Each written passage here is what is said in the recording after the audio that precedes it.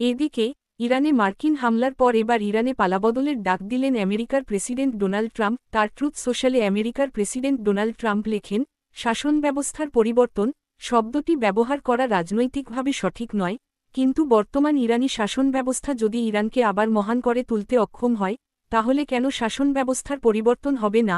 এরই সঙ্গে তিনি MIGA মিগা র ডাক দেন। MIGA অর্থাৎ মেক ইরান গ্রেট এগেই, ইরানকে ফের মহান বানানো প্রসঙ্গত। এর আগে তিনি ম্যাগা মেক আমেরিকা গ্রেট এগে। পৃথকভাবে রবিবার রাতে ইরানে অবস্থিত চীনা দূতাবাস জানিয়েছে যে ইরানে থাকা বেশিরভাগ চীনা নাগরিককে নিরাপদে সরিয়ে নেওয়া হয়েছে এবং বাকিরা উচ্চ ঝুঁকিপূর্ণ এলাকায় ছিলেন না। নিরাপত্তা পরিষদের ওই বৈঠকে চীনের তরফে প্রতিনিধি ফু কং বলেন, পক্ষগুলির উচিত বলপ্রয়োগের প্রবণতাকে সংযত করা, সংঘাতকে আরও তীব্র করা এবং আগুনে ঘি ঢালা এড়ানো। তিনি বলেন, পরিস্থিতি যাতে আরও খারাপ না হয় এবং যুদ্ধের প্রভাব এড়াতে অবিলম্বে যুদ্ধবিরতি করা উচিত। এরই সঙ্গে তিনি আমেরিকার বিশ্বাসযোগ্যতা নিয়ে প্রশ্ন উস্কে দেন। ফু বলেন, কিন্তু মার্কিন যুক্তরাষ্ট্রের বিশ্বাসযোগ্যতাও ক্ষতিগ্রস্ত হয়েছে উভয়ভাবে, একটি দেশ হিসেবে এবং যেকোনো আন্তর্জাতিক আলোচনায় অংশগ্রহণকারী হিসেবে। সদ্য রাষ্ট্রসংঘের নিরাপত্তা পরিষদে আলোচনা হয় ইরানের পরমাণু কেন্দ্রে হানা নিয়ে।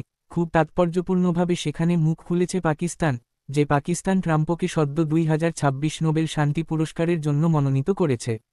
যার পরদিনই আমেরিকা ইরানে হামলা করে এবং তা নিয়ে পাকিস্তান আমেরিকার ওই হানার নিন্দা করে। সেই পাকিস্তান এবং চীন ও রাশিয়া নিরাপত্তা পরিষদে একটি 15 সদস্যের একটি কমিটি গড়ে মধ্যপ্রাচ্যে অবিলম্বে এবং নিঃশর্ত যুদ্ধবিরতির আহ্বান জানিয়ে একটি প্রস্তাব গ্রহণের পক্ষে সওয়াল করে। ইরানের 3 পারমাণবিক কেন্দ্রে মার্কিন হানার কূটনৈতিক রেশ গোটা বিশ্বজুড়ে। এদিকে ইরানের বুকে আমেরিকার বিধ্বংসী হানার পর এবার ট্রাম্প বলছেন, ইরানকে ফের মহান তৈরির কথা। ঠিক যে বার্তা তিনি মার্কিন ভোটের আগে দিয়েছিলেন, সেই মেক আমেরিকা গ্রেট এগেইন, আমেরিকাকে ফের মহান বানানো সুরেই তিনি বলছেন, মেক ইরান গ্রেট এগেইন কথা। এদিকে এই পরিস্থিতিতে ইরানে মার্কিন হানার পর এবার মুখ খুলল চীন। আর আসরে নামতেই আমেরিকাকে তুলোধনা করে ছেড়েছে বেজিং।